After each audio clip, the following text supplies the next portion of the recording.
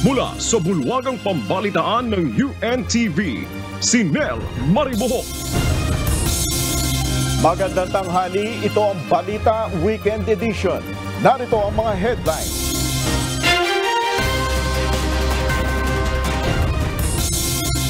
China inakusahan ng Pilipinas ng pagdadala ng construction materials sa West Philippine Sea sa pamamagitan ng medical evacuation.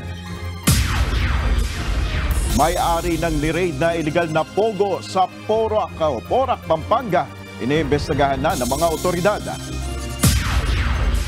National Food Authority patuloy na bibili ng palay sa mga magsasaka.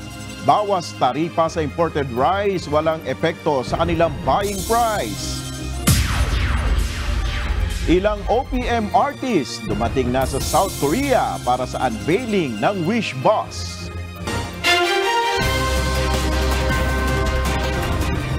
Una sa ating mga balita.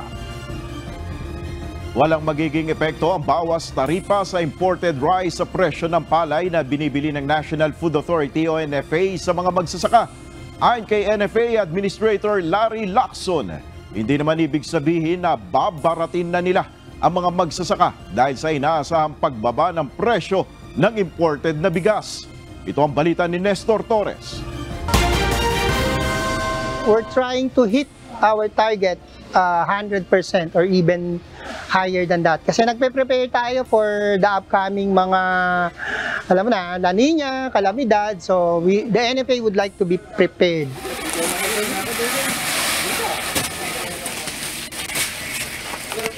Patuloy ang direktang pamimili ng National Food Authority ng palay mula sa mga magsasaka bilang bahagi ng kanilang paghahanda sa magiging epekto ng La Nina.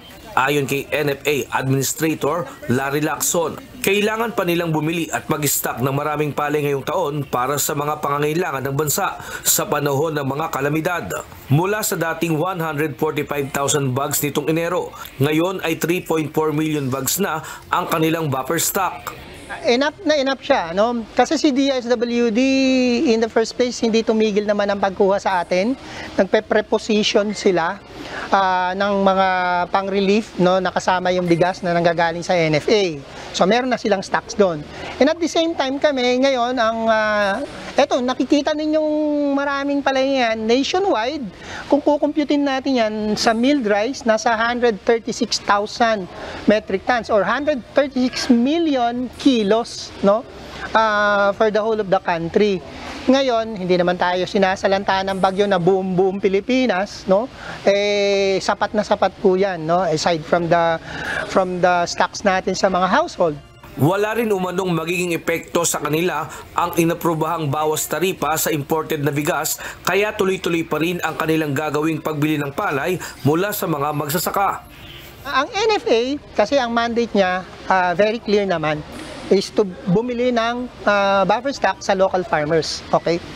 Ang aking pagtingin dyan, walang kinalaman yung pagbaba ng tariff ng imported rice doon sa buying price ni NFA. Kahit ibaba nila sa zero yan, we will buy at the price na makakatulong at makakaginhawa sa farmers.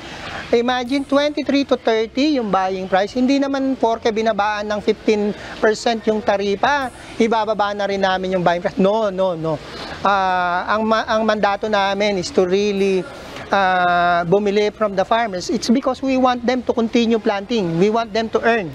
Samantala, isa naman si Arnie Magat, presidente ng Parinas Farmers, sa binilhan ng NFA ng palay. Anya, nabilhan siya ng 280 bags ng NFA sa halagang 27 pesos per kilo. Anya, hindi siya lugi sa presyo. Kumita naman, saktuhan lang. Bakit, sir? Hindi, compare mo dati, puro lugi. Ngayon, kumikita. Mas gamay na namin yung NFA. Pero pag no choice talaga, pag nag-stop ba yung NFA, wala kayong magagawa. Sa trader kami tatakbo. Samantala, tiniyak naman ng NFA ang bigas na kanilang binebenta ay ligtas at maayos bago nila ito ibenta sa mga mamimili. Kaya po nakatutok na yung truck at turn na nila, ay pre-classify po namin yan. At the same time, kukunin po namin yung moisture content, isisib po namin yan. At titingnan rin po namin hanggat maaari, binabalatan po namin yung itsura, yung palay para makita po yung itsura ng bigas. Nestor Torres, UNTV News and Rescue. Diyos ang aming sandigan, serbisyo publiko ang aming pinahahalagahan. Mahigit isang buwan bago ang ikatlong State of the Nation Address o SONA ni Pangulong Ferdinand Marcos Jr., nananawagan ang isang grupo ng mga magsasaka na talakayin ang plano para sa food security ng Pilipinas. Ayon kay Leonardo Montemayor, chairman ng Federation of Free Farmers, inaasahan nila na bibigyang prioridad ng Pangulo sa kanyang talumpati ang pagpapababa ng presyo ng pagkain. Bukod dito, nais din anya niyang marinig ng grupo ang plano ni PBBM para magkaroon ng komprehensibong polisiya sa paggamit ng lupa sa bansa. Anya, matagal nang nakabinbi ng panukalang batas para sa land use policy, partikular na sa Senado. Hinimok ni Montemayor ang Pangulo na itulak na ang pagsasabatas sa Comprehensive Land Use Act, gaya anya ng pagtulak nito sa Kongreso na maipasa ang amyenda sa Rice Tarification Law. Gusto namin malaman ano ang mga magiging programa, policy thrust ng Presidente sa darating po na taon. It's not only the food prices but even issues like land use policy. Haphazard po yung po natin. Paggamit ng lupa, kahit na hindi dapat i-convert dahil pataging lugar, tapos irrigated, naku-convert into subdivision eh. Nais ni Pangulong Ferdinand Marcos Jr. na mas mapalakas pa ang mga programa ng pamahalaan pagdating sa agrikultura. Kabilang dito ang pagsusulong ng science-based at climate-resilient technology na mga gamit sa pagsasaka. Ito ang balita ni Brian Baldarahe. Sinusulong din ng DA ang paggamit ng mga science-based at climate-resilient technologies para sa pagsasaka. Pati na rin ang pagtatayo ng mga agro-processing facilities sa mga tinatawag nating strategic agriculture and fisheries development areas. Upang mas mapaghandaan pa ang mapaminsalang epekto ng El Nino at La Nina sa sektor ng agrikultura sa bansa, isinusulong ni Pangulong Ferdinand Marcos Jr. ang paggamit ng mga science-based at climate-resilient technology para sa pagsasaka. Ayon sa Pangulo, mas mapatatatag nito ang food security ng bansa kahit pa sa panahon ng kalamidad. Kanina sa pagbisita ni PBBM sa probinsya ng Camarines Sur at Albay, ipinresinta din nito ang iba't ibang programa ng pamahalaan para patatagin ang sektor ng agrikultura sa bansa. Para naman sa long-term plan, para sa matagalan na plano, ang DA rin po ay masusing nagpaplano at nagpapatupad ng mga paunang hakbang tulad po ng pagpapagawa ng ating nakita ng mga farm-to-market road, pagpapalawig ng mga lupang sakahan at palaisdaan, pagsasaayos sa sistema ng irigasyon at ilang pang mga infrastructure project. Inatasan rin ni PBBM ang DPWH na tapusin na ang mga irrigation project sa Bicol bago pa sumapit ang La Nina. Kasabay ng pagbisita ni PBBM sa Bicol, namahagi din ng Pangulo ng cash assistance sa mga magsasakang naapektuhan ng El Nino sa rehiyon. Aabot sa 5,000 magsasaka mula sa iba't ibang lugar sa Bicol ang tumanggap ng tigsa 10,000 piso sa ilalim ng programang ayuda para sa kapos ang kita o AKAP ng DSWD. Bukod dito, aabot naman sa 5.91 million pesos na halaga ng mga kagamitan sa pagsasaka ang ipinamahagi sa mga Agrarian Reform Beneficiaries Organization gaya ng mga compact rice mill with polisher, 35 HP harvester, corn sheller, hand tractor at marami pang iba. Samantala, nasa 2,115 na mga land titles ang ipinamahagi kanina ng Department of Agrarian Reform. Personal na inaward ito ni Pangulong Ferdinand Marcos Jr. ang mga titulo ng lupa kasama si Department of Agrarian Secretary Conrado Estrella III sa mahigit 1,965 na Agrarian Reform beneficiaries sa rehiyon ng Bicol. Kabilang dito si Tatay Anacleto na isang magsasaka. Ayon sa kanya, 20 taon na niyang nais ipatransfer ang titulo na minana niya pa sa kanyang magulang, subalit wala siyang panggastos. Malaki-laking tulong ito. Siyempre, sa tagal ng ngayon ito nakuha eh. Yan lang. Malaking tulong po talaga. Si Mang Rolly naman laking pasalamat dahil nakasama siya sa napiling benepisyaryo. 10 taon na kasi nilang nais hatiing magkakapatid ang minanang lupa sa magulang, subalit hindi nila magawa dahil sa kakapusan ng pinansyal. nagpapasalamat kami sa DAR dahil kahit papano naibigay sa amin yung ganitong titulo na walang gasto. Aabot sa 810 na Certificate of Land Ownership Awards mula sa Comprehensive Agrarian Reform Program at 1,305 electronic land titles mula naman sa Support to Parcelization of Land for Individual Titling o Project Split ang kabuuang naipamahagi ngayong araw sa pagbisita ni PBBM sa Bicol Region. Ayon pa sa Pangulong Ferdinand Marcos Jr., inaasahan na nasa 30,000 agrarian reform beneficiaries sa buong bansa ang tatanggap ng mga titulo ng lupa bago matapos ang taong 2024. Brian Baldarahe, UNTV News and Rescue. Diyos ang aming sandigan, serbisyo publiko ang aming pinahahalagahan. Iniimbestigahan na ng Bureau of Internal Revenue ang posibleng hindi tamang pagbabayad ng buwis ni Bamban Tarlac Mayor Alice Guo.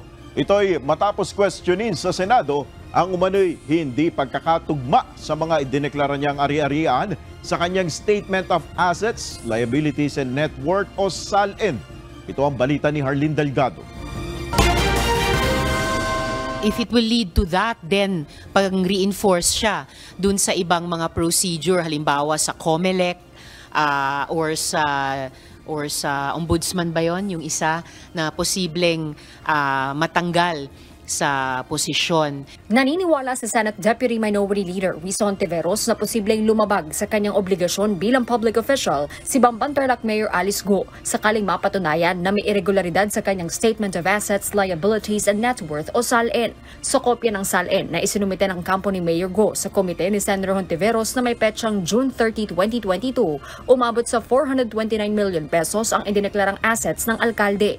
Ngunit sa inamyendahang bersyon nito kinabukasan, bumaba sa 286 million pesos ang halaga ng ari-arian ni Mayor Guo, kung saan mula sa siyam, 3 na lang ang nakalistang real properties. Nawala rin sa listahan ang shares of stock na nagkakahalaga ng 1.3 million pesos, club share na 3 million pesos, deposit for land acquisition na mahigit 138 million pesos at ilang business interest. Pagdating naman ng December 2022, tumaas muli ang idineklarang assets ng alkalde sa 430 million pesos hanggang bumaba ulit sa 367 million pesos ang assets ni Mayor Guo sa December 31, 2023 SALN, kung saan nasa 177 million pesos ang kanyang idineklarang net worth. Para kay Senator Hontiveros, posible rin itong maging basihan para tuluyang matanggal sa pwesto ang alkalde. Yung pagtanggal ng mga 7 real assets as land properties mula dun sa unang SALN of 2022 papunta dun sa pangalawang SALN of 2022, 1 day apart lang. Yung pagtanggal sa mga business interests dun sa pangalawang isinumiteng 2022 SALN, talagang pwedeng lumabas na paglabag dun sa obligasyon naming lahat ng mga nagtatrabaho sa gobyerno na magbigay ng kompleto at totoong Statement of Assets, Liabilities and Net Worth. Sinisika pa ng UNTV News na makakuha ng pakayag mula sa kampo ni Mayor Guo, pero sa pagdinig ng Senado noong May 22, sinabi ng alkalde na posible umunong nagkamali ang accountant niya sa petsa sa July 2022 SALN at tiniyak na agad nalilinawin sa komite ang issue. Nagsasagawa na ng investigasyon ang Bureau of Internal Revenue o BIR kaugnay ng posibleng tax evasion ni Mayor Guo. Sa isang pakayag, ipinag-utos ni BIR Commissioner Romeo Luwagi Jr. sa ahensya na makipagtulungan sa isinasagawang investigasyon ng Senado at imbestigahan ang lahat ng mga nabanggit na pangalan at negosyo. Anya, sakaling hindi tumugma ang idineklarang kita ng alkalde sa halaga ng mga ari-arian, maaarian niyang magsampa ang BIR ng mga kasong kriminal para sa tax evasion. Hindi lamang laban kay Mayor Guo, kundi pati na sa mga kasabwat at iba pang opisyal ng mga negosyo nito. Tiniyak naman ng BIR na dadaan sa tamang proseso ang investigasyon at hinikayat ang sinuman na makapagbibigay ng kinakailangang dokumento o ebidensya para sa pag-audit kay Mayor Guo na makipagtulungan sa ahensya. Harleen Delgado, UNTV News and Rescue. Diyos ang aming sandigan, serbisyo publiko ang aming pinahahalagahan. Nagsasagawa na ng malalimang investigasyon ng mga otoridad sa tunay na pagkakakilanlan ng may-ari sa Lucky South 99 ang iligal na pogo sa Porac, Pampanga. Kasama sa inaalam ang sinasabing kaugnayan nito sa Pogo Hub na sinalakay sa Bamban Tarlac. Ito ang balita ni Ryan Lacanlali. Mabibigla umano ang sambayanan kung sino ang nasa likod ng iligal na pogo sa Pampanga. Ito ang inihayag ng Presidential Anti-Organized Crime Commission na nagsasagawa na ng malalimang investigasyon sa umano'y ugnayan ng Lucky South 99 sa Porac at Zunyuan Technology sa Bamban, Tarlac.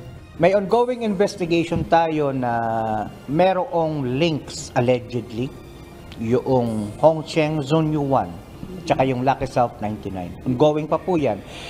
Itong mga susunod na mga araw ko siguro makikita natin kung sino nga ba ang tunay na may-ari sa likod nitong Lucky South 99. At mabibigla ho ang sambayan ng Pilipino kung sino nga ba talaga nasa likod. Una nang inihayag ng Philippine National Police na isa umano sa incorporator ng Lucky South 99 ay konektado rin sa pogo sa Bamban.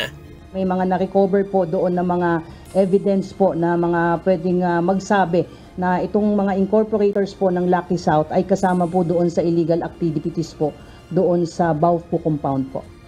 Isa rin sa sinisilip ng PNP kung bakit nakakapag-operate pa ang Lucky South 99 gayong paso ang lisensya nito. Iniimbestigahan na rin ng PNP kung may nag-leak na impormasyon sa nasabing operasyon.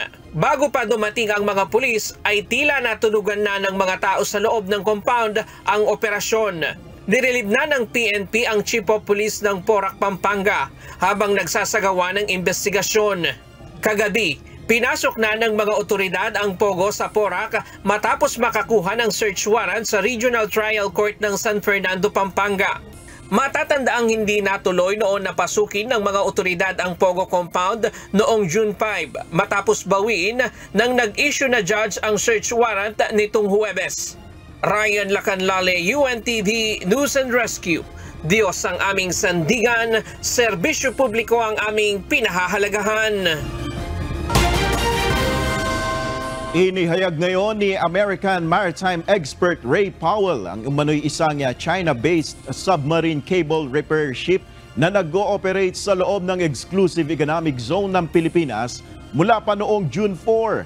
Sa exposed na ibinahagi ni Powell, nakasaad na ang nasabing submarine cable repair shop na futay ay pag-aari ng Shanghai company na SBSS na minsang nang na-feature sa The Wall Street Journal kung saan na-highlight ang banta sa undersea cables. Isa pang ulat ang ibinahagi rin ng maritime security expert ukol sa rapid military buildup ng Beijing sa may South China Sea sa nakalipas na isang dekada na banta sa posibleng pagkasira ng submarine communications cable.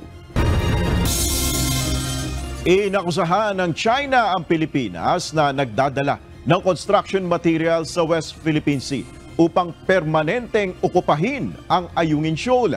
Dagdag pa ng Chinese Foreign Ministry, nagdadahilan ng Pilipinas sa pagsasagawa ng medical evacuation sa naturang karagatan. Ito ang balita ni Asher Cadapan Jr.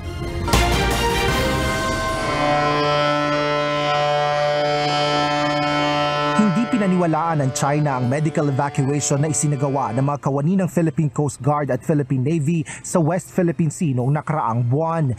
Ito ay matapos ihayag ng Philippine Coast Guard ang pangaharas ng Chinese Coast Guard sa mga Philippine boat na nagsasagawa ng medical evacuation sa Ayungin Shoal noong May 19, 2024.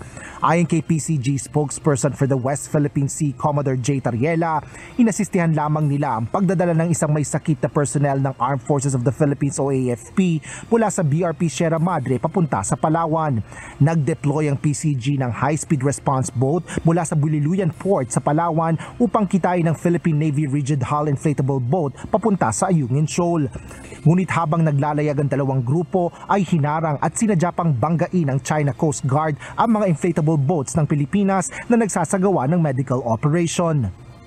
At some point when we were about to transfer the sick personnel of the Armed Forces of the Philippines, the China Coast Guard rubber boat even intentionally rammed our small boat. No? Kung titingnan mo nga, muntik pang mahulog yung nagta-transfer. No? So this is a deliberate action on the part of the Chinese Coast Guard For us, we condemn such action. Ngunit sagot ni Chinese Foreign Ministry spokesperson Mao Ning, kung maagang ipinaalam ito ng Pilipinas sa China ay pahihintulutan nila ang evacuation o pagdadala ng personnel.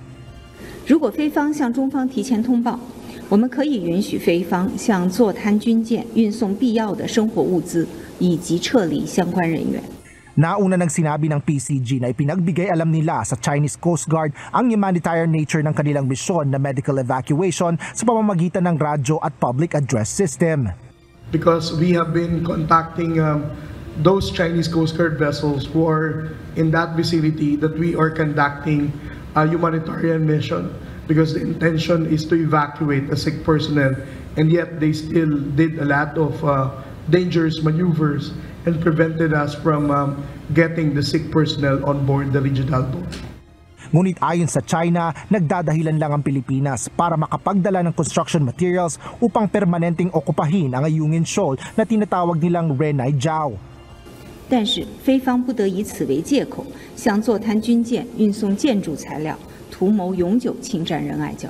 Plano namang isangguni ng PCG ang insidenteng ito sa National Task Force for the West Philippine Sea upang pag-usapan kung isasama ito sa mga protesta ng bansa laban sa China.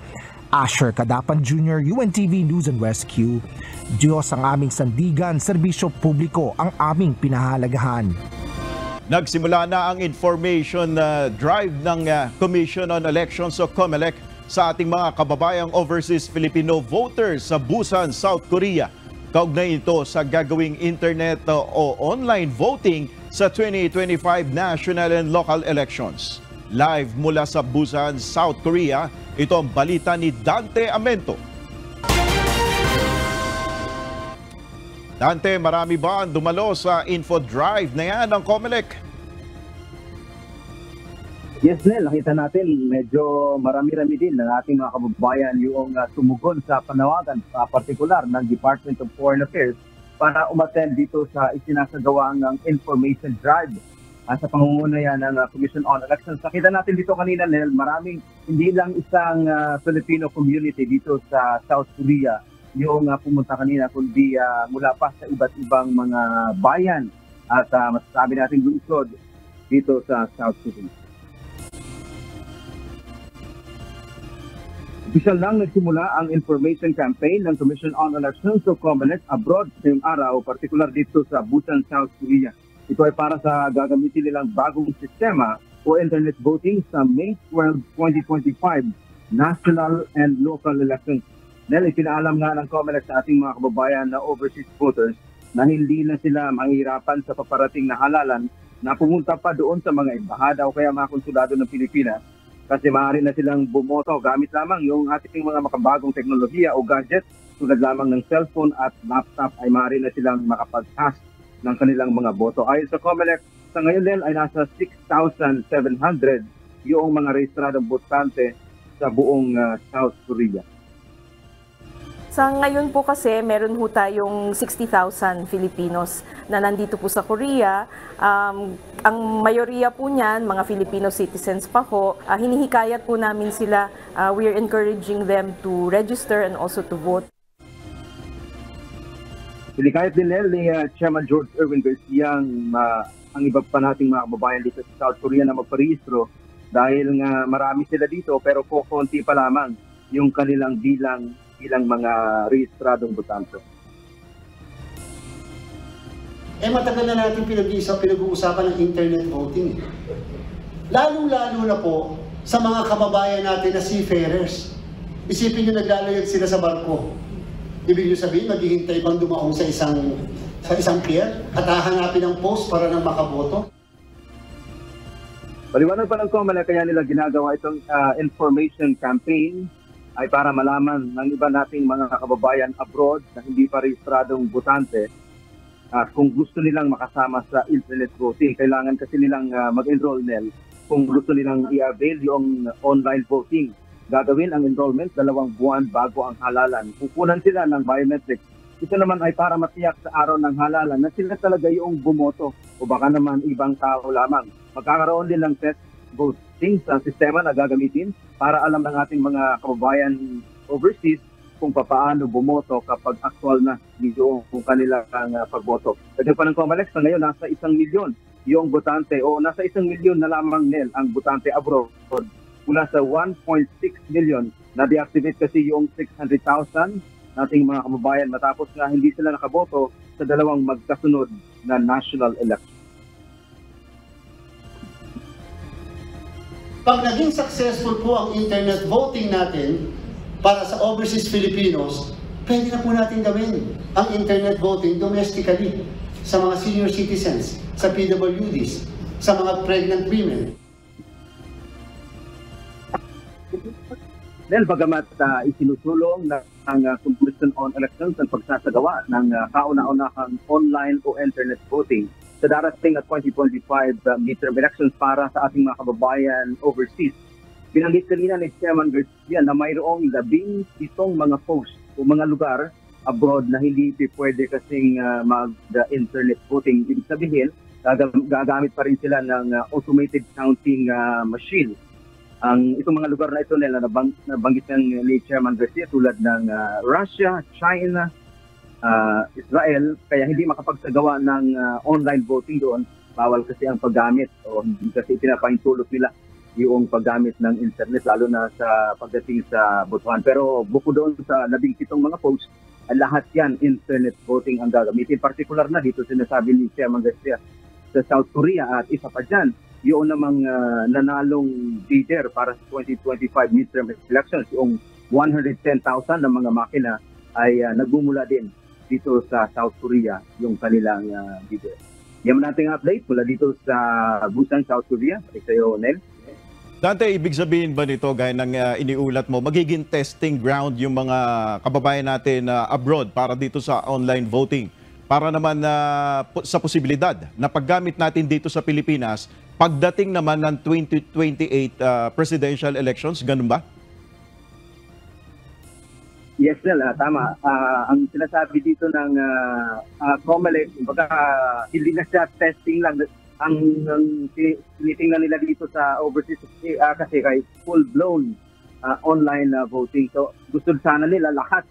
Kaso nga lang may mga ibang bansa na hindi po pwede yung internet. At after nito, gaya na nabanggit kanina ni Chairman Garcia, kung pwede abroad, bakit naman hindi pwedeng gagawin natin sa Pilipinas? Kasi ang dahilan dito ng COMELEC, mas mura kasi ang magagastos kung online na lamang kasi magbabayad ka lang ng provider noong sistema.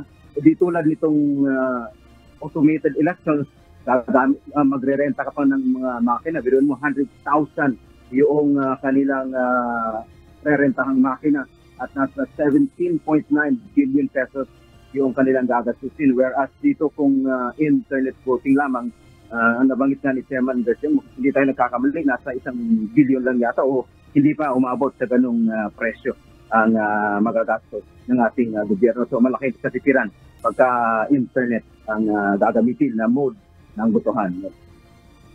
Maraming salamat, Dante Amento mula sa Busan, South Korea.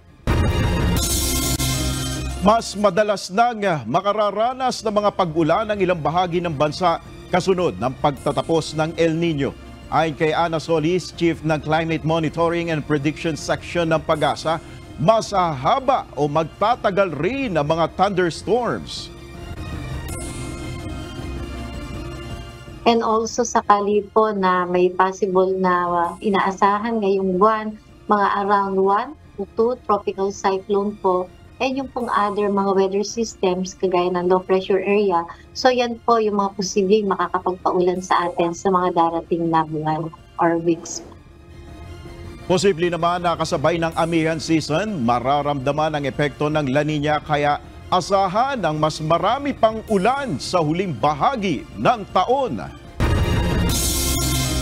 Isang steam-driven o phreatic eruption ang naiulat sa Taal Volcano, Batangas ngayong araw. Base sa 24-hour monitoring bulletin ng Philippine Institute of Volcanology and Seismology o PHIVOLCS, tumagal ito ng 2 minuto. May 5 volcanic tremors ring na naobserbahan na 3 hanggang 608 minuto tumatagal. Nagbuga rin ito ng nasa 11,072 tons ng volcanic sulfur dioxide at may volcanic smog o VOG ding naobserbahan. Sa kabila nito, nananatili ang alert level 1 ng Bulkang Taal. Bilang bahagi pa rin ng pagtitiyak sa kaligtasan ng mga tao sa gitna ng mataas na aktibidad ng Bulkang Kanlaon, mahigpit ring ipinatutupad sa munisipalidad ng La Castellana ang curfew. Samantala, patuloy na dumadami ang bilang ng mga residenteng inililikas sa munisipalidad. Mula sa La Castellana, Negros Occidental, ito ang balita ni Gladys Tuabi, live. Gladys, kailan sinimulan ang pagpapatupad ng curfew? Nel, simula kagabi alas 9 ng gabi hanggang alas 4 ng madaling araw ay epektibo na nga ang curfew sa munisipalidad ng La Castellana. Ito ay upang ilayo ang mga residente sa banta ng panganib sa gitna ng mataas na aktibidad ng bulkan at bilang suporta na rin sa anti-criminality efforts ng mga pulis sa mga panahong katulad nito. Mahigpit na babantayan dito ang mga individual sa pampublikong lugar maliban sa government workers. Kasama rin sa exempted ang mga doktor at mga empleyado na nasa public utility companies na gumagawa ng construction, maintenance at emergency activities at iba pang kaugnay nito. Sa pinakabagong ulat, Anel, umabot na sa 970 families at 3,633 individuals na ang bilang ng evacuees sa La Castellana. Dahil sa patuloy na pagdami ng mga inilikas, kinailangan ding magdagdag pa ng evacuation centers dito sa munisipalidad. Yan muna ang ating update mula rito sa La Castellana. Balik sa iyo, Janelle. Maraming salamat, Gladys Tuabi mula sa Negros Occidental. Kasabay ng pagdiriwang ng National Migrant Workers Day, lumagda ang Department of Migrant Workers ng kasunduan sa Land Transportation Office at Department of the Interior and Local Government. Pangunahing layon ng nasabing mga kasunduan ay ang patuloy na suporta, pangangalaga at maayos na serbisyo sa mga overseas Filipino worker. Ito ang balita ni Jed Neresina. Through the online system, pwede na ho nila i-renew ang kanilang lisensya. This is the first of its kind, no? Hindi pa ho nagagawa to ever. So, dito natin sisimulan. Online license renewal. Ito ang plano ng Department of Migrant Workers at Land Transportation Office para sa mga overseas Filipino worker. Kahapon June 7, pumirma ang DMW at LTO ng isang Memorandum of Agreement kaugnay sa Overseas Filipino Workers Driver's License Renewal Program. Dito maaari nang mag-renew ng lisensya online ang ating mga overseas Filipino worker.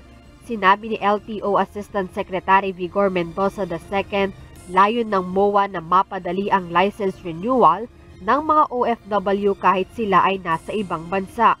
Online renewal system. So di lang po sila kailangang umalis sa bansa kung nasaan sila. Through the portal that we will launch, no?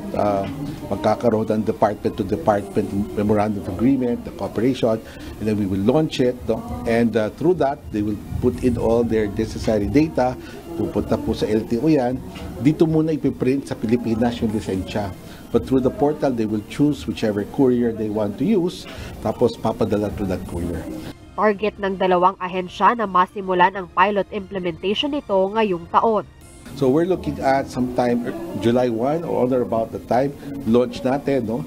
We can do perhaps a pilot run in one country, no? Ang nababanggit po sa akin ay KSA. Plano rin nila na makipag-ugnayan sa Department of Foreign Affairs para sa biometrics at iba pang kailangang impormasyon sa mga OFW. Samantala, lumagdari ng DMW ng kasunduan kasama ang Department of the Interior and Local Government, kung saan plano ang pagpapatayo ng OFW Help Desk sa bawat local government units. Layon ng nasabing kasunduan na mailapit sa ating mga kababayan ang serbisyo ng ahensya na kanilang kailangan. Napakahalaga, no? Kasi unang-una, yun nga, hindi na nila kailangan pumunta sa mga regional offices ng DMW para doon sa ilang mga serbisyo. Sa tulong ng DILG, mailapit natin yung mga basic services natin para hindi na kailangan gumastos ng malaki yung mga kababayan natin at pumunta doon sa mga regional offices na minsan ay malalayo. Dagdag ni DMW Assistant Secretary Jerome Alcantara, pag-uusapan pa kung sino at ilang personnel ang kinakailangan para sa mga itatayong help desk. Ngunit siniguro ni Asek Alcantara na daraan sa trainings ang mga tatao rito. Importante yung training. Magko-conduct kami ng magkasama at magkasabay ng mga pagsasanay. Hindi lang sa mga LGUs, kundi pati sa isa't isa. No, kasi maraming mga bagay sa local governance na hindi namin alam at gusto rin namin magbahagi ng kaalaman namin tungkol sa labor migration management sa mga kapatid natin sa DILG. Sa ngayon ay planong unti-unti muna itong sisimulan sa iba't ibang LGU sa bansa. Siguro ngayon uunahin namin yung hanggang level lang ng munisipyo mula sa lalawigan, lungsod at munisipyo. Pagka naorganisa na ito at nakita namin well-functioning na, baka umpisahan namin yung mga barangay naman. Medyo may karamihan kasi. Jed Neresina, UNTV News and Rescue. Diyos ang aming sandigan, serbisyo publiko ang aming pinahahalagahan. Tumalo si dating Pangulo at ngayon Pampanga 2nd District Representative Gloria Macapagal Arroyo sa Bagong Pilipinas Servicio Fair o BPSF ng Marcos Administration sa Tagum City, Davao del Norte. Siyam itong Servicio Fair na inilunsad noon pang nakalipas na linggo. Kabilang ang mambabata sa 167 na miyembro ng Kamara de Representantes na dumalo sa 2 araw na BPSF. Nasa 250,000 naman ang bilang ng mga residenteng benepisyaryo ng 913 million pesos na halaga ng government services. Ayon kay Representative GMA, dadalo siyang muli kung maiimbitahan sa susunod na BPSF. Congratulations to the people of Davao del Norte and Tagum City, and many thanks to President Marcos and Speaker Romualdez.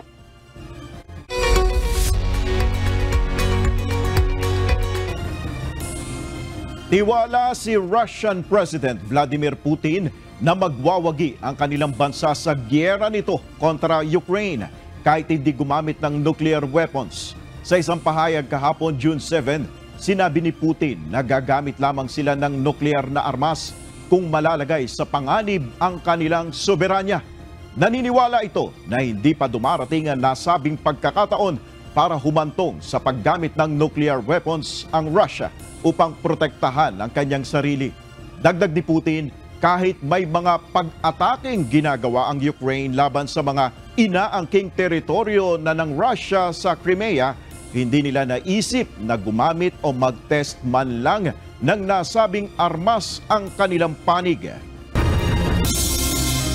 Isinama ni United Nations Secretary General Antonio Guterres ang Israel Defense Force o IDF sa pandaigdigang listahan ng offenders dahil umano sa mga paglabag sa karapatan ng mga kabataan noong 2023. Natanggap ni Israeli Ambassador to the UN Gilad Erdan ang balita kahapon June 7 kung saan sinabi nito na kasama ang listahan sa isusumite ni Guterres sa Security Council sa darating na Biyernes, June 14.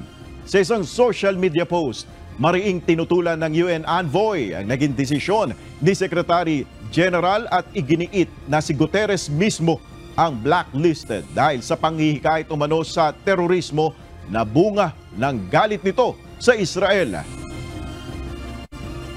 I am utterly shocked and disgusted by this shameful decision of the Secretary General. Israel's army is the most moral army in the world. So this immoral decision will only aid the terrorists and reward Hamas.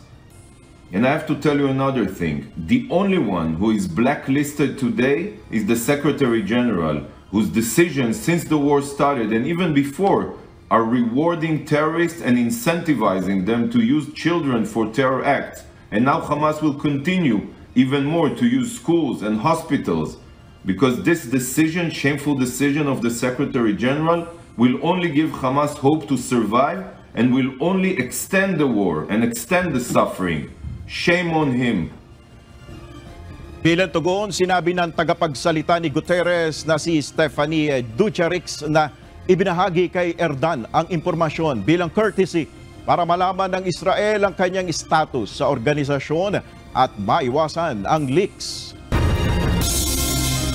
Mariing tinutulan ng China kahapon, June 7, ang ginagawa ng Estados Unidos na pagbebenta ng armas sa Taiwan at hinimok na i-withdraw ito sa lalong madaling panahon. Ayon sa Chinese Defense Ministry, naghain na sila ng reklamo kaugnay ng issue habang patuloy nila ang training ng kanilang militar para ipagtanggol ang kanilang soberanya. Kinumpirma nitong Miyerkules, June 5 ng Defense Security Cooperation Agency ng Pentagon ang pagbebenta ng United States ng spare at repair parts ng F-16 fighter jets sa Taiwan. Makatutulong naman umano sa combat at defense ng Air Force ng nasabing bansa ang kasunduan sa US na inaasahang masasapinal sa susunod na buwan.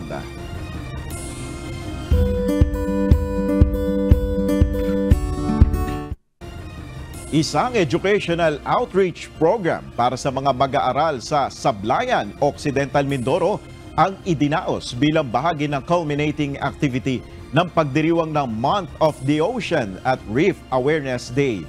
Ito ay sa pangunguna ng Department of Environment and Natural Resources Biodiversity Management Bureau. Layunin nitong mabigyan ang mga batang mag-aaral ng first-hand learning experience gamit ang mga cryptobiota o mga maliliit na marine organism na nakolekta ng Autonomous Reef Monitoring Structure mula sa Apo Reef Natural Park. Ito ang balita ni Jedne Resina. Ang pinakagusto ko po is sea urchin and jellyfish. Dahil po meron po silang mga unique na katangian. At sea urchin po ay nag-carry ng masarap na delicacies, pero it can also be dangerous at one point. At ang jellyfish po ay may isang natatanging katangian na wala po silang buto, kaya po nila maggalaw kahit wala po sila sa tubig. Isa si Carly sa mga mag-aaral na nabigyan ng oportunidad upang maobserbahan ang mga marine cryptobiota sa ginawang hands-on arms educational outreach program sa Sablayan Occidental, Mindoro nitong June 1. Bahagi ito ng pagtatapos ng pagdiriwang ng Month of the Ocean at Reef Awareness Day. Katuwang dito ang Department of Environment and Natural Resources, Biodiversity Management, Bureau Coastal and Marine Division, katuwang ang Protected Area Management Office ng Apo Reef Natural Park at iba pang grupo. Ang cryptobiota ay ang mga maliliit na organismo sa ilalim ng dagat na nakolekta ng Autonomous Reef Monitoring System o ARMS. Ang Autonomous Reef Monitoring Structure ay inilagay sa Apo Reef Natural Park noong taong 2017. So ito ay parte ng comprehensive resource monitoring in Apo Reef Natural Park kung saan ang lahat ng biodiversity na makikita dito ay in-inventory at nagkaroon ng data. So kasama dito ang mga cryptobiota na yun naman yung inaasahan natin na makuhang data ngayon sa mga ARMS na hinango sa Apo Reef.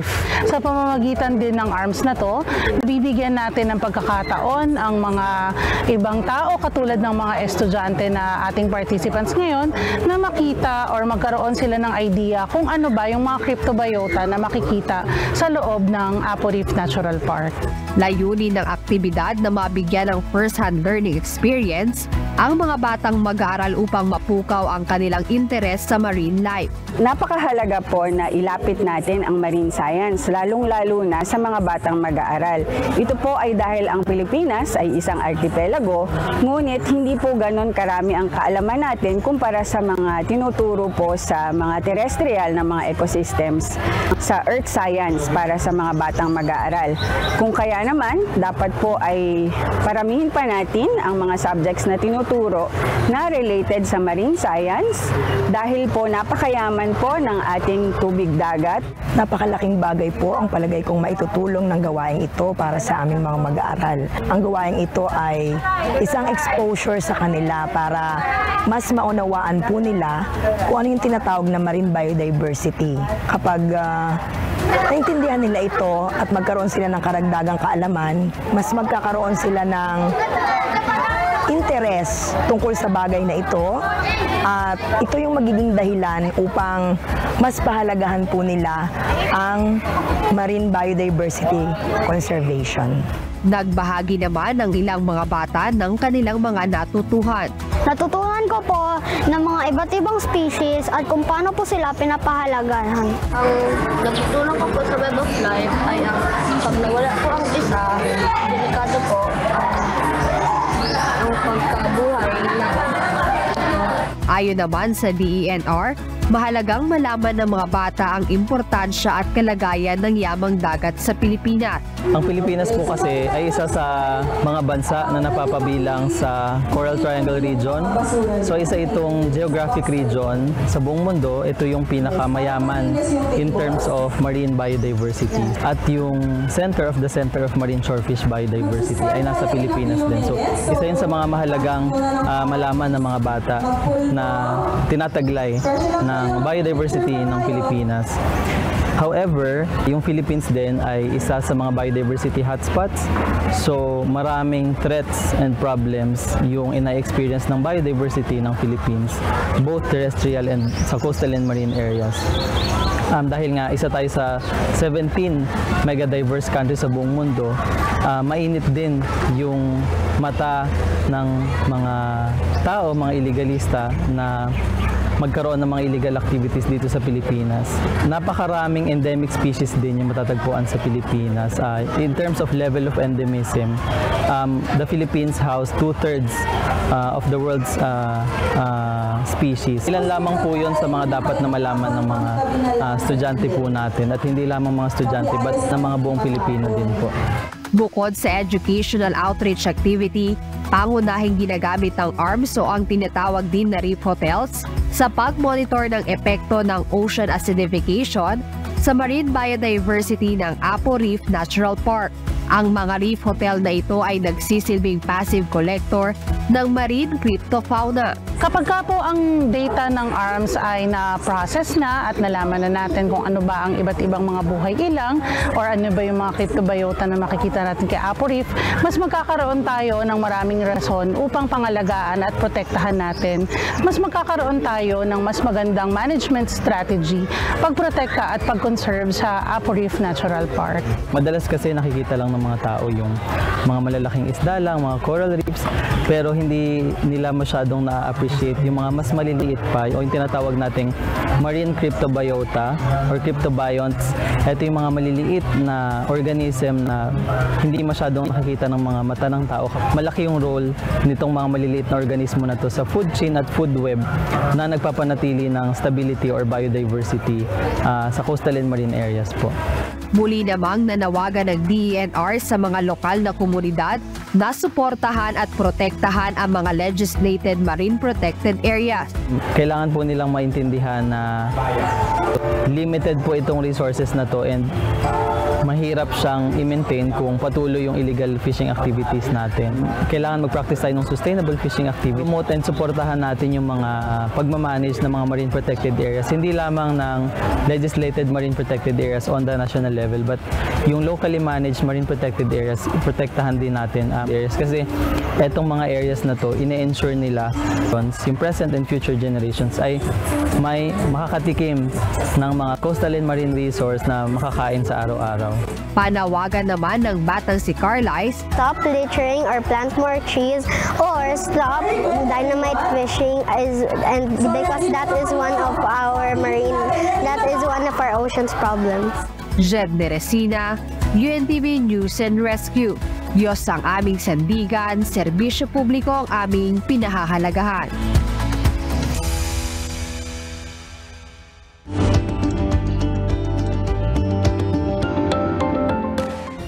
Pagbabalewala sa sakit na nararamdaman sa tainga, maaaring lumala at mauwi sa kondisyon na cholesteatoma na posible ring makaapekto sa utak ng tao.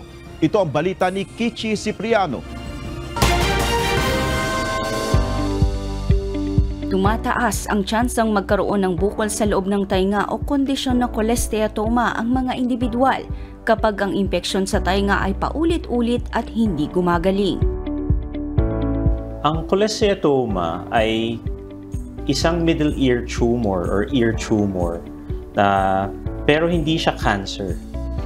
However, ang danger about cholesteatoma, it eats out bone and lumalaki siya. It's due to a lot of factors and most of it is due to chronic infection. Maaaring makadagdag sa dahilan ng paglala ng cholesteatoma ang paulit-ulit na paggamit ng cotton buds na karaniwang ginagamit ng mga tao sa tainga bilang panlinis. Bukod pa dyan, ang impeksyong dulot ng cholesteatoma na maaaring makaapekto rin sa utak ng tao na kailangang sumailalim sa agarang gamutan. Ang ibang kino-complain ay hina ng pandinig and together with the hina ng pandinig, sometimes ugong. Sometimes in patients, ear pain, minsan masakit ng tenga. Most of the patients will have some form of ear discharge or luga. There is a specific type of cholesteatoma which is in the ear canal. And this is because of chronic manipulation na paulit-ulit. So, excessive use of cotton buds may also result to a certain type of cholesteatoma. And I've seen this in some patients. So it's what I say to my patients, it's not an emergency. Not unless meron ng extension to the brain. Ayon sa espesyalista, maaaring maagapan ng cholesteatoma kung maipapatingin ng maaga ang mapapansing pagbabago o mapapansing pagsakit ng loob ng tainga. If we catch the cholesteatoma earlier, then yung mga pasyente ay amenable or yung cholesteatoma nila ay kayang tanggalin through a lesser invasive approach. Maaari lamang na magpatingin kayo, huwag matakot magtanong, magpasuri sa espesyalista kung may nararamdaman. Mas maganda nang malaman natin kung may problema sa tainga ng maaga para masolusyonan at huwag matakot. Yun ang number 1 na gusto nating matanggal. At para sa iba pang impormasyon ukol sa cholesteatoma, inaanyayahan namin kayong manood ng programang Doctors on TV ngayong linggo, alas 7 ng umaga, dito lang sa UNTV. Kichi Cipriano, UNTV News and Rescue. Diyos ang aming sandigan, serbisyo publiko ang aming pinahalagahan.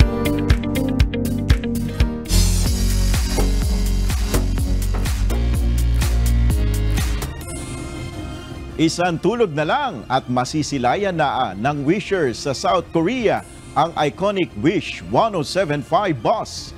Dumating na sa South Korea ang ilan sa OPM artists na magpe-perform sa launching ng Wish bus sa bansa.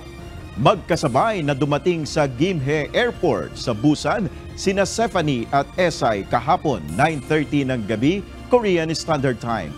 Kasabay ng unveiling ng Wish bus South Korea ang pagdiriwang ng Pilipinas ng Araw ng Kalayaan, 75th anniversary ng Philippine-Korea Diplomatic Relations at 29th National Migrant Workers Day. Balikan naman natin ang malalaking balita sa nakalipas na linggo.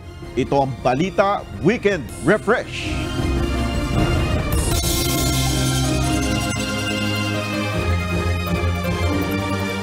Bamban Tarlac Mayor Ali at 2 iba pang opisyal pinatawan ng 6 na buwang preventive suspension without pay ng Office of the Ombudsman kaugnay sa napaulat na kinalaman ng mga ito sa ilegal na operasyon ng Philippine Offshore Gaming Operator o POGO sa kanilang bayan. Yan ay makatulong para mapasok namin yung munisipyo at makahingi kami ng iba pang mga records na nandoon sa kanila. Diplomatic ties, pagsusulong ng kapayapaan, kabilang sa tinalakay ni Pangulong Ferdinand Marcos Jr. at Ukrainian President Volodymyr Zelensky. Pagpapadala ng mental health workers sa Ukraine, hiniling ni President Zelensky kay PBBM. But I'm happy that we are very honored that you found the time to pass by the Philippines. I know that the crisis in your country has occupied all of your attention and all of your time. Mr. President, I'm happy to hear today from you that you participate our peace steps to the peace. That's real thing what really want our people, just to bring peace to our homes. Paglipat ng 47.6 billion pesos na pondo mula sa Department of Health sa Procurement Service ng Department of Budget and Management o PSDBM para sa pagbili ng mga supply para sa COVID-19 noong 2020. Naaayon sa Public Health Emergency Declaration ni former President Rodrigo Duterte ayon kay dating Health Secretary Francisco Duque III. publicly this was made by the President in our meetings in the weekly meet or talk to the people. Okay. Madam So, Chair, we wanted just to make sure, Madam Chairperson, that the lives of our people are protected and that the risks are mitigated from our people, possibly then at the height of the pandemic that nobody knew about, that would have resulted in the millions Madam of Chair, infection and countless deaths of our healthcare workers. Mahigit 20,000 residente ng Canlaon City apektado ng pagputok ng Mount Canlaon. Mandatory evacuation ipinatupad sa loob ng 4-kilometer danger zone. Canlaon City nagdeklara ng state of calamity dahil sa pagsabog ng Mount Canlaon. There is a presence of the smell of sulfuric odor on that area, so if there's a need to issue a health advisory to pull out on that respected area, then we will be doing it. Good! Patuin na yan! Patuin!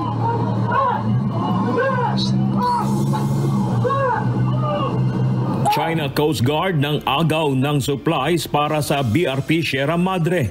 Inagaw na package itinapon ng mga Chinese nang makitang gamot at pagkain ang laman. Armed Forces of the Philippines mariing itinanggi ang panunutok umano ng baril ng mga sundalong Pilipino sa China Coast Guard. In this case, because of that intent of the Chinese Coast Guard to get our supplies, they came very, very close to the BRP Sierra Madre. And of course, this posed, from the point of view of our soldiers, this posed a danger, a threat, dahil napakalapit na nila. That is why there were videos, there were images of our soldiers carrying their guns. Taripa sa imported na bigas, ibinaba sa 15% mula sa 35%. 29 pesos per kilo ng bigas, target ibenta sa mahihirap. Taripa sa mais, pork at mechanically deboned meat hindi tataasan hanggang 2028 ayon sa National Economic and Development Authority o NEDA. The Department of Agriculture is aiming for a reduction of 39 pesos per kilo, at least for the poor, because we will complement this tariff reduction with direct subsidies to the poor and vulnerable, so that at least they could access the food at 29 pesos per kilo. Mga residente sa Biak na Bato sa La Castellana, puwersahang pinalikas matapos umagos at umapaw ang lahar. 4 na pulis na sangkot sa kidnapping ng 4 na dayuhan sa Pasay City, itinuturing ng sindikato ayon sa Department of the Interior and Local Government o DILG. So yung modus nila is meron lang yung nag-i-inform doon sa mga kasamahan na pulis na merong i-operate, ipa-plug down lang yung sasakyan. So allegedly may mga kaso. Then yun, i-ano na nila yung i-kidnap na nila yung mga biktima. It's a syndicate dahil tignan mo, more than 2 or 3 who group themselves for a common illegal purpose. Would be termed as a syndicate. ASEAN Coast Guards bubuo ng common protocol para sa karagatan sa Southeast Asia. We will be doing things the same way, and in the long term, we will be creating a common norm. So everyone or anyone who will be within our common waters should behave the way the ASEAN Coast Guards do. We cannot maintain the security and safety at sea by one country alone. We have to do it with our neighbors, with the common interests and common threat also. House panel na nag-iimbestiga sa drug-related killings, iginiit na walang kinalaman sa International Criminal Court ang ginagawang pagsiyasat. Nasawi sa anti-drug war mula July 2016 hanggang November 2017, umabot sa 20,000 ayon sa ulat. Hindi kami kontrolado ng ICC. independent po itong ating ginagawa dito. Isa pang kidnap victim sa Pogo Hub sa Porac, Pampanga, nakatakas. Lucky South 99 itinuturing na pinaka-notorious na illegal na Pogo at scam farm sa buong Pilipinas. Kaugnayan ng Porac Pogo Hub sa Bambam Pogo Scam Hub, iniimbestigahan na ayon sa PNP. Ito daw pong Lucky South 99 na kung tinatawag nila sa kanilang parlance na Park 3, Park 3, ito daw po ang pinakatalamak, pinaka-prolific, pinakamasamang illegal na Pogo at scam farm pagdating sa kidnapan at patayan. Bamban Tarlac Mayor Alice Go, formal nang hiniling sa ombudsman na bawiin ang suspensyon laban sa kanya. Preventive suspension kay Mayor Go, delikado kapag natanggal, ayon kay Senator Sherwin Gatchalian. Hindi naman kami naniniwala malakas ang ebidensya, which is kailangan yung patunayan. Nakikiusap kami na ma-lift agad yung suspension. Delikado na ma-lift yung preventive suspension dahil gusto natin pati yung mga nagtatrabaho sa municipal hall ng Banban magsalita. Siyempre kung mayor ka, matatakot yung mga nagtatrabaho doon na magsalita. At gusto natin patawagin rin yung mga ibang nagtatrabaho doon para ibigay yung impormasyon sa atin kung ano yung kanilang nalalaman, ano yung kanilang nakikita at sino nag-uutos sa kanila. Pagbaba ng presyo ng bigas dahil sa rice tariff reduction, inaasahan bagong State of the Nation Address o SONA ni Pangulong Ferdinand Marcos Jr. sa buwan ng Hulyo. That's why we've been meeting and we want this to be felt as soon as possible. Obviously, it would be, it would be very desirous na even before the SONA mangyari to. And I don't think naman it's impossible. Panghaharang at pagbangga ng China sa Philippine Medical Evacuation Operation sa West Philippine Sea, kinundena ng Philippine Coast Guard. Halos 100% ng coral sa mababaw na area sa Escoda Shoal patay na ayon sa UP experts. Supposedly, itong mga coral reefs na to host the highest number of species per unit area across the entire planet. Mas marami pa sa rainforest, pero ito ngayon namamatay na. And ang nakita namin ng mga isda na natira na lang, ay yung mga isda na lang na nabubuhay because they can eat the algae. Tawag na yung mga herbivores. Extensively within that area, almost 100% na rin ng mga corals ang namatay. At iba-ibang stages, pero ang pinakamalawak pa rin na stage ay yung stage na either puting-puti na yung mga corals or covered na sila in brown or nag-crumble down na talaga sila, basag-basag na sila. I predict na majority or almost all of the shallow water nung Escoda Shoal are now dead, yung mga corals. 159 na dayuhang Pogo workers sa Porac, Pampanga, isinailalim sa profiling at biometrics. Umano'y kidnap victim sa Lucky South 99, umakyat na sa 4. Isa pang biktima nasagip ng otoridad. Itong mga susunod na mga araw ko siguro makikita natin kung sino nga ba ang tunay na may-ari sa likod nitong Lucky South 99. At mabibigla ho ang sambayan ng Pilipino kung sino nga ba talaga nasa likod. Investigasyon ng PNP IMEG sa umano'y hazing sa isang pulis sa Isabela. Nagsimula na. Isang opisyal at 3 pulis sa Isabela inalis sa pwesto kasunod ng umano'y pambubugbog sa kapwa pulis. Pwede sila mapailan ng anti-hazing law na itong mga pulis na sangkot dito na inireklamo ay pwedeng makulong, maparusahan ng reclusion perpetua o yung habang buhay na pagkakulong at yung penalty magpa-fine sila ng 2 million pesos. 5 istasyon ng LRT1 Cavite Extension inaasahang mabubuksan sa Disyembre. Mga istasyon na magdudugtong hanggang Cavite matatapos sa 2031. Regarding po sa fare, currently we will be applying the same fare, which is 13.29 boarding fare, and for distance fare, kumbaga bawat kilometro yung malalakbay, it's 1 peso and 21 centavos. At sa salita ng Diyos na ating sandigan mula sa aklat ng unang 1:5-3 na nagsasabi, sapagkat ito ang pag-ibig sa Diyos na ating tuparin ang kanyang mga utos at ang kanyang mga utos ay hindi mabibigat.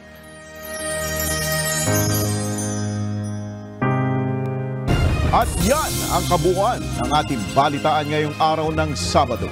Aming inilahad ng buong katapatan kung paano namin nasaksihan. Sa ngalan ni Kuya Daniel Rason, ako si Nel Maribuhok. At dito sa UNTV, Diyos ang aming sandigan, serbisyo publiko, ang ating pinahahalagahan. Magandang tanghali.